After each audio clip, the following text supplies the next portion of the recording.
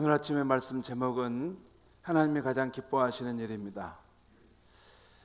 2014년 4월 16일은 세월호가 진도 앞바다에서 침몰하여 304명이라는 죄 없는 생명을 잃은 날입니다. 금주 화요일이 10주년이 되는 날인데요. 그런데 아직도 그 일로 인해 슬픔을 안고 살아가는 부모들이 있습니다. 그 부모에게 다른 자녀들이 있지만 언제나 마음 한켠에는 그날 그 배와 함께 바다에 잠긴 자녀들에 대한 그리운 생각이 떠나지 않는 것입니다. 이들 부모들에게 있어서 가장 기쁜 소식은 죽은 자녀가 살아 돌아오는 일일 뿐일 것입니다. 그래서 그 자녀들을 품에 안고 그동안의 슬픔과 눈물을 씻어내는 것일 것입니다. 그런데 아쉽게도 그 만남은 이 세상에서는 이루어질 수 없고 이별도 슬픔도 없는 저 천국에서 이루어져야 되는 것입니다. 다시는 이런 슬픈 비극이 이 땅에 일어나지 않도록 정부나 우리 국민 모두가 더욱 힘써야 하겠습니다. 그런데 우리 하나님의 마음도 바로 그 부모들처럼 안전한 품 안에 있는 자식들보다 하나님의 품을 떠나 조우하는 이들에게 가 있는 것입니다. 하나님께서는 그들이 생명의 구주이신 예수님을 만나서 다시 살게 되기를 바라십니다. 이를 위해서 지금도 5대양 6대주에 구원의 복음을 전하는 많은 선교사들을 파송하고 계시는 것이죠. 이 하나님의 마음을 우리에게 알려주시기 위해서 오늘 예수님은 누가복음 15장에서 다음 세 가지 비유를 말씀해 주고 있습니다. 이 세 비유는 다른 내용이지만 같은 의미를 담고 있습니다. 먼저 한 목자가 양 100마리를 키우는데 한 번은 양들을 세보니 한 마리가 부족한 것입니다. 그 한 마리가 어디 갔을까? 그를 찾으려고 온 들판을 헤매고 밤을 새기까지 했습니다. 새벽 이슬을 맞을 때쯤에 저 숲을 사이에서 울고 있는 그 어린 양 한 마리를 발견했습니다. 그 양을 찾아 너무 기뻐서 그 양을 어깨에 메고 돌아옵니다. 그런데 이 목자의 기쁨이 바로 이 하나님 아버지의 기쁨이라는 것입니다. 두 번째, 한 부인이 꽤 값비싼 은하 10개를 가지고 있었는데 이것을 늘 애지중지하고 있었는데 어느 날 세보니까 한 개가 부족한 것입니다. 이 한 개가 어디 갔을까? 이건 내게 너무 소중한 건데, 그래서 온 집안을 샅샅이 찾을 때까지 여기저기를 다 뒤져서 결국 찾아냈습니다. 그래서 그로 인해서 너무 큰 기쁨을 얻었습니다. 여기서 잃어버린 은하를 되찾은 이 사람의 기쁨이 바로 잃어버린 생명을 찾은 하나님 아버지의 기쁨이라는 것입니다. 세 번째, 한 아버지에게 두 아들이 있었습니다. 그런데 둘째 아들은 아버지에게 늘 반항적이었습니다. 그래서 아버지로부터 유산을 미리 받아 먼 곳으로 가서 살았는데 곧 망하게 됩니다. 결국 갈 곳이 없게 되자 염치불구하고 다시 아버지 집으로 돌아오는데, 돌아오는 이 아들을 보면서 너무 기뻐 달려나가는, 아버지의 체면도 생각하지 않고 신발을 벗고 달려나가는 아버지가 나옵니다. 이 아버지의 기쁨이 바로 하나님 아버지의 기쁨이라는 것입니다. 잃어버린 자식을 애타게 찾으시고 기다리시는 하나님 아버지, 그 자식이 돌아오면 그 죽었다 살아난 그 아들로 인해서 춤을 추고 기뻐하시는 아버지, 바로 그 아버지가 우리의 하나님 아버지라는 것입니다. 예수님께서 오늘 이 비유를 말씀하게 된 이유가 있습니다. 오늘 보면 1절과 2절 말씀을 한번 보겠는데요. 제가 읽습니다. 모든 세리와 죄인들이 말씀을 들으러 가까이 나오니 예수님께 가까이 나왔다는 것입니다. 세리와 죄인들은 그 당시 윤리적으로 종교적으로 가장 죄인들이고 가장 사람들이 기피하는 그런 나쁜 사람들이었는데 바로 그들이 예수님 가까이 나왔다는 것입니다. 2절입니다. 바리새인과 서기관들이 수군거려 이르되 이 사람이 죄인을 영접하고 음식을 같이 먹는다 하더라. 여기서 이 사람은 예수님을 말씀하죠. 바로 예수님이 이 죄인들을 영접하고 음식을 같이 먹는다고 수군거린 것입니다. 그런데 예수님께서 이 세리와 죄인들을 영접하고 음식을 같이 먹는다는 것은 그 당시 종교적인 관점에서 보면 단순히 밥 한 끼를 대접하는 그런 정도가 아니라 이들은 구원받은 하나님의 백성으로 이들을 받아들이고 그들과 함께 교제했다는 그런 의미입니다. 바리새인과 서기관들은 바로 이렇게 예수님께서 어떻게 저런 죄인들과 어울리시는가 이해하지 못했습니다. 부정적인 시각으로 보았습니다. 이에 대해 예수님이 말씀하신 것이다. 예수님께서 그 세리와 죄인들을 환영하고 그들을 맞이하는 함께하는 그런 삶의 모습을 통해서 분명히 이렇게 말씀하신 것입니다. 아니다. 하나님 앞에서 한 영혼이 얼마나 소중한가. 특별히 너희가 죄인이라고 멸시하는 자들이 얼마나 귀한 영혼인지 알라 하시면서 그들에 대해서 열린 마음으로 전도하셨던 것입니다. 그러면서 예수님은 오늘 이른 양을 찾는 목자의 비유를 통해서 기존의 우리의 생각과는 너무나 다른 하나님의 깊은 마음을 보여주시는 것입니다. 두 가지 정도를 선명하게 보여주는데, 첫째는 우리 안에 있는 99마리 그 양에 만족하지 않고 우리 밖에 있는 길 잃은 한 마리의 양을 찾아가시는 하나님의 열심을 보여줍니다. 오늘 말씀 4절을 우리 한번 보겠습니다. 같이 한번 읽겠습니다. 시작. 너희 중에 어떤 사람이 양 100마리가 있는데 그 중에 하나를 잃으면 99마리를 들에 두고 그 잃은 것을 찾아내기까지 찾아다니지 아니하겠느냐. 어떤 사람이 양 100마리가 있는데 한번 이렇게 다시 세어봤더니 한 마리가 부족한 거예요. 그러면 좀 주변을 찾아보다가 없으면 그냥 갈 수도 있을 텐데, 여기 보면 그 99마리를 들에 두고 그 잃은 한 마리를 찾아내기까지, 여기서 찾아내기까지 그걸 찾아다녔다는 것이에요. 여기에 나온 어떤 사람은 나는 선한 목자라 하신 우리 예수님을 의미합니다. 바로 예수님은 자신의 소유인 양 100마리 중에 한 마리를 잃게 되었을 때 그 99마리를 놔두고서라도 그 한 마리의 양을 찾기 위해서 온 힘을 쏟으시는 분이신 것입니다.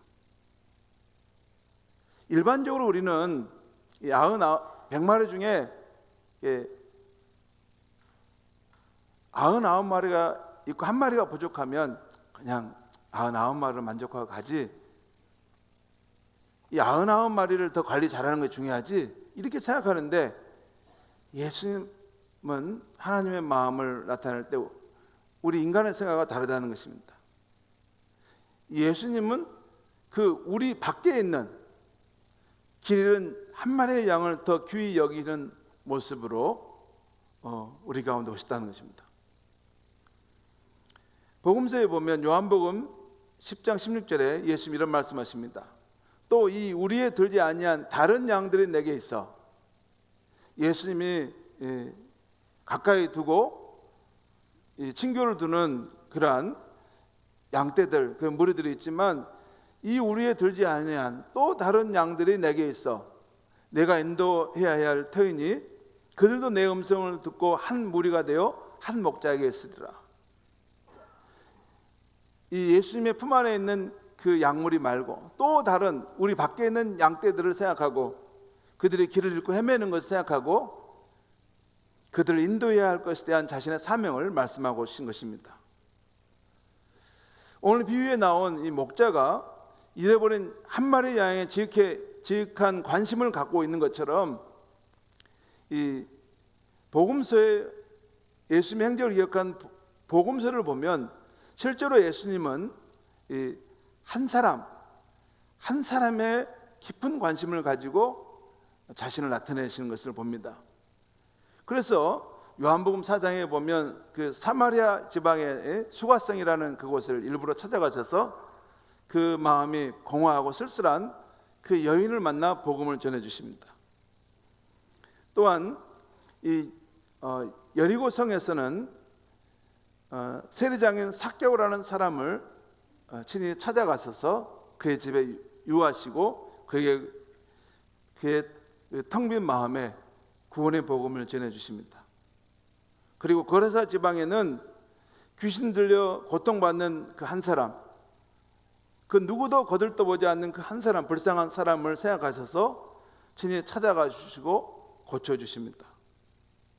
성도 여러분, 우리가 믿는 예수님은 우리를 군중으로 만나지 않으십니다. 우리 한 사람 한 사람이 홀로 무거운 짐을 지고 살아가는 것을 아시고 찾아오셔서 구원의 손길을 내미시는 분이신 줄 믿으시기 바랍니다. 누가 내 안에 있는 이 고민과 나의 이 쓸쓸한 마음, 내가 지고 가는 이 무거운 인생의 짐을 헤아려 줄 수 있을까? 누가 나의 친구가 되고 나를 위로해 줄 수 있을까? 주변을 둘러봐도 아무도 없어도 예수님은 성령으로 오셔서 우리의 위로와 힘이 되어줄 수 있는 분임을 믿으시기 바랍니다. 우리 밖에 있는 길 잃은 그런 양 한 마리를 예수님은 주목하신다는 것입니다. 또 하나 오늘 비유에서 보여주는 것은 이 죄인 한 사람이 회개하고 돌아왔을 때 예수님의 기쁨, 이 목자의 기쁨, 하나님의 기쁨이 얼마나 큰가 하는 것을 보여줍니다. 오늘 7절 말씀 우리 한번 보겠습니다. 같이 한번 읽겠습니다. 시작. 내가 너에게 이르노니 이와 같이 죄인 한 사람이 회개하면 하늘에서는 회개할 것 없는 의인 99으로 말미암아 기뻐하는 것보다 더하리라. 예수님께서 길 잃은 양을 찾는 이 목자의 이야기를 하고 나서 지금 하나님의 마음을 전하는 건데, 하나님의 마음은 의롭게 사는 의인 99이 이렇게 하나님 가까이 있는 것도 좋지만 더 큰 기쁨이 되는 것은 회개해야 할 그 죄인이 자신의 잘못을 뉘우치고 하나님께 돌아올 때 그 기쁨이 더 크다는 것입니다. 이 말씀의 의미는 하나님의 관심은 교회 안에 있는 의인보다 교회 밖에 있는 죄인들에게 있다는 것입니다. 여러분, 그 마음 이해갑니까? 하나님은 그 품 안에 있는 자녀들을 향한 친밀함과 사랑이 있어요. 근데 이 우리 밖에 있는 또 하나님의 또 다른 그 백성들을 아직 아버지 사랑을 알지 못하는 그 영혼들을 향한 사랑의 마음이 또한 그 안에 있다는 것입니다. 그래서 하나님의 가장 큰 기쁨은 그 하나님의 사랑을 아직 알지 못한 그 죄인들이 회개하고 돌아오는 것이라는 것이죠. 성도 여러분, 우리가 신앙생활 할 때 하나님을 기쁘시게 할 만한 일들을 생각해 볼 수 있습니다. 우리가 헌금을 많이 하면 하나님은 기뻐하실까? 교회를 위해 봉사활동을 많이 하면 하나님은 기뻐하실까?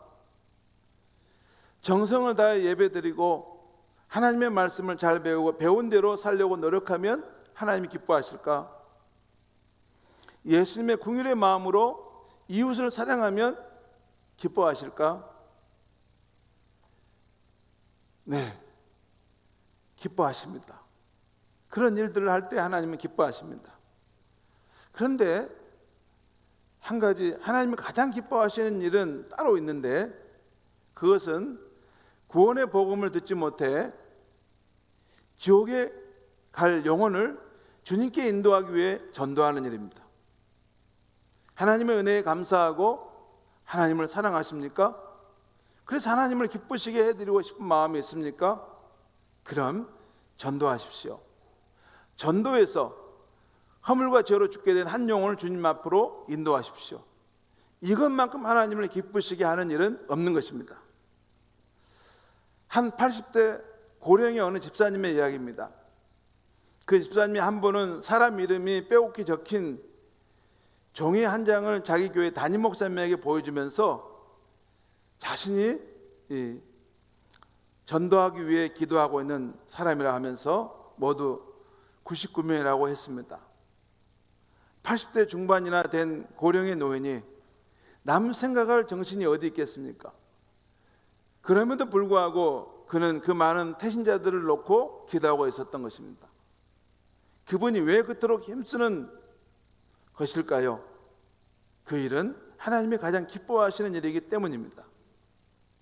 가끔 영적으로 병들어 죽어 있고 자기들끼리 패를 가르고 싸우면서 누가 더 높냐 하는 이런 싸움을 하고 교회 안에 냉기가 감도는 삭막한 교회가 있습니다. 그런 교회들의 공통점이 있습니다.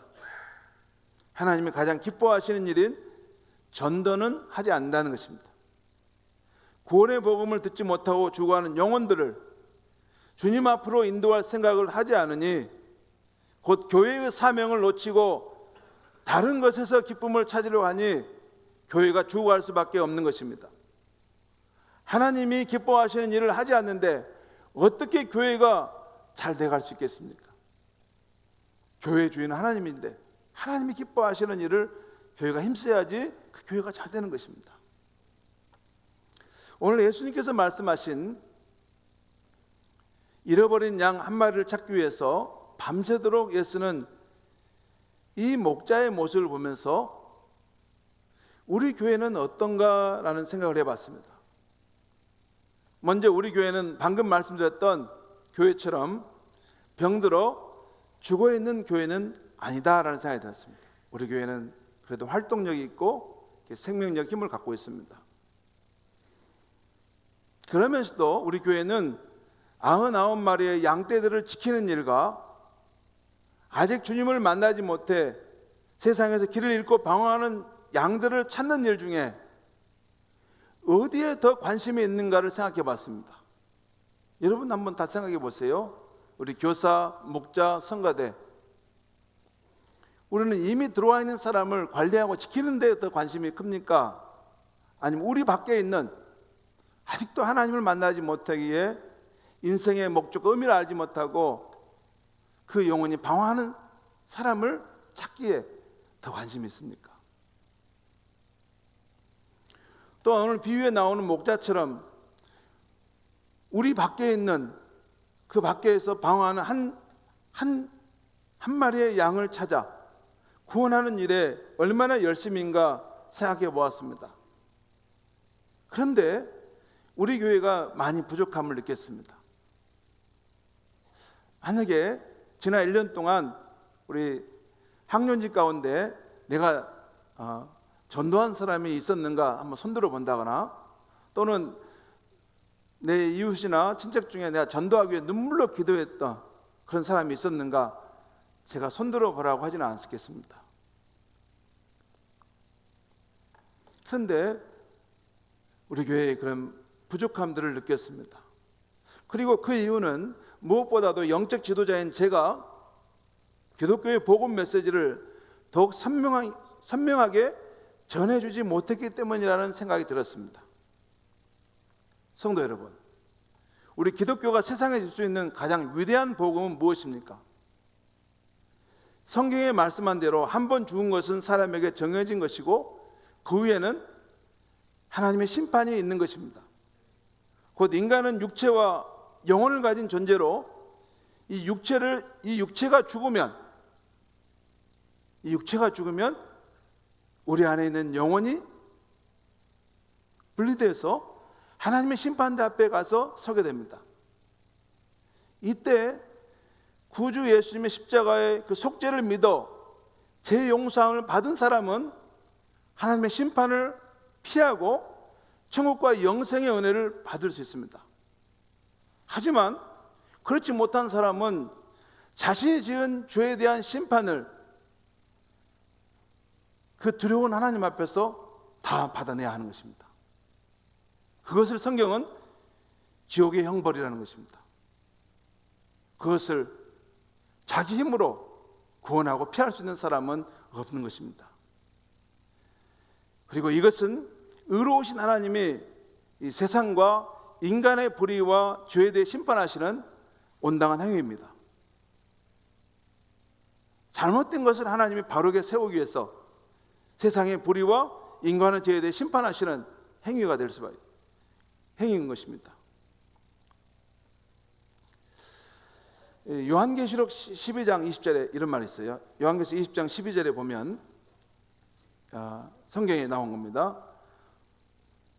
사도 요한이 본 건데, 또 내가 보니 죽은 자들이 큰 자나 작은 자나 그 보좌 앞에 서 있는데 자기 행위를 따라 책들에 기록된 대로 심판을 받으니, 사도 요한이 이 하나님의 계시로 그 마지막 날 있는 심판의 장면을 보는데, 죽은 자들이 큰 자나 작은 자나 사회적인 명성을 가진 사람이나 그냥 보통 사람이나 다 하나님의 보좌 앞에 서서 자신의 행위를 따라 기록된 대로 심판을 받는다는 것입니다.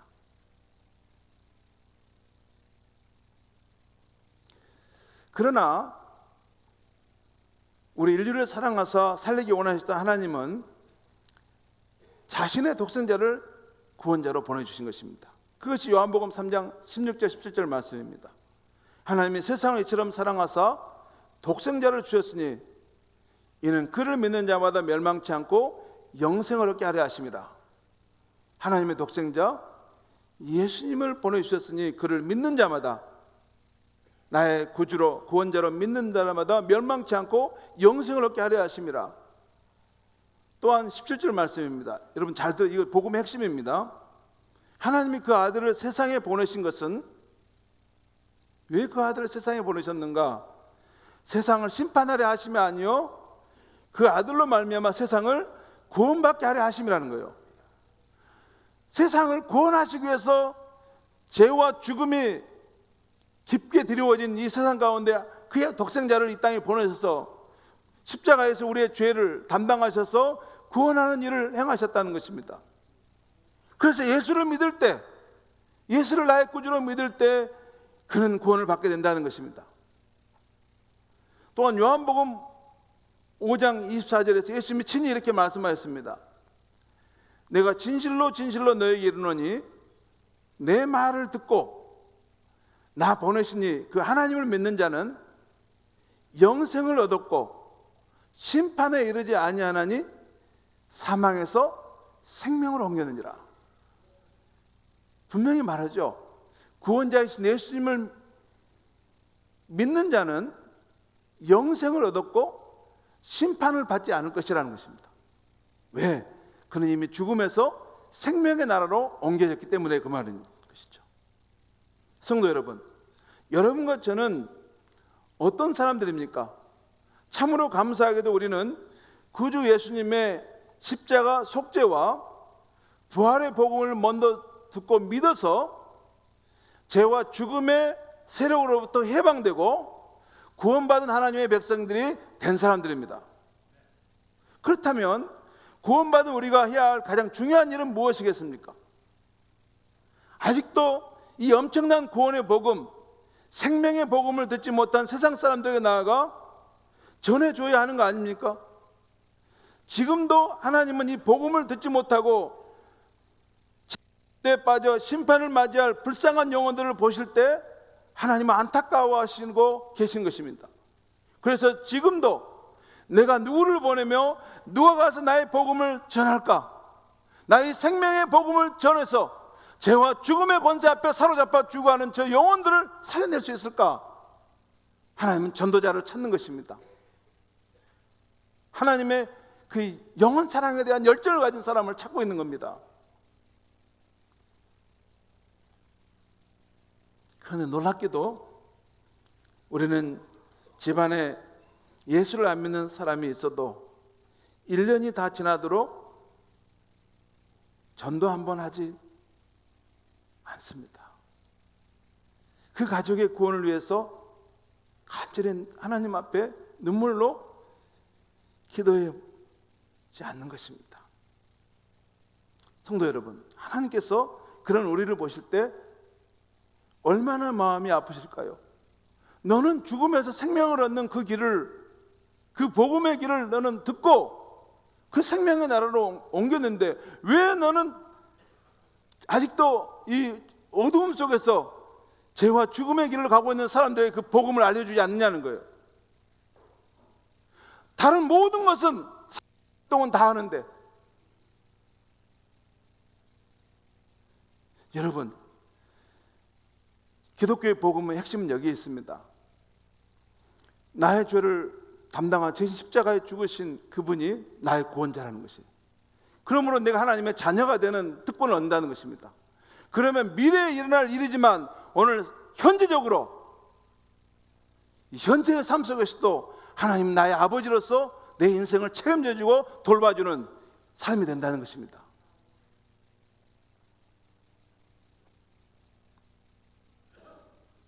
성도 여러분, 전도는 하나님이 가장 기뻐하시는 일입니다.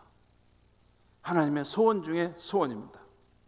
우리 하나님은 지금도 이 지구상에 있는 모든 사람이 구원을 얻고 하나님의 진리를 알게 되기를 원하십니다.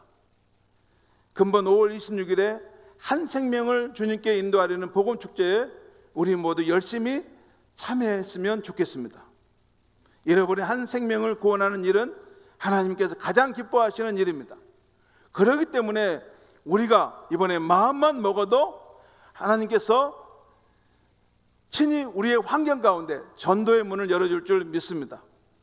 또한 우리가 도움이 필요할 때는 하나님의 성령을 보내주셔서 우리를 능력 있게 도와주실 줄 믿습니다.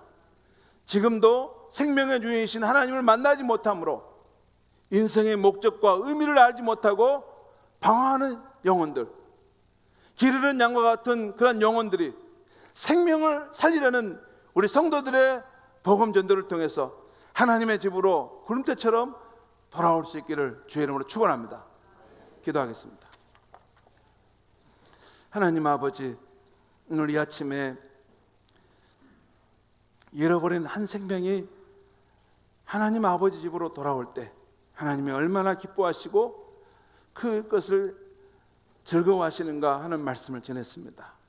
하나님이 가장 기뻐하시는 일들은 그 무엇보다도 생명을 살리는 것임을 다시 우리에게 듣게 해주셨사오니 확신함을 가지고 우리가 바로 주의 복음을 믿고 받아들임으로 구원을 받았던 것처럼 또 다른 사람들에게 이 생명의 소식을 분명하게 전해서 죽어가는 영혼들을 생명으로 건져내는 우리 은성교회가 되게 하여 주시옵소서. 예수님의 이름으로 기도하옵나이다. 아멘.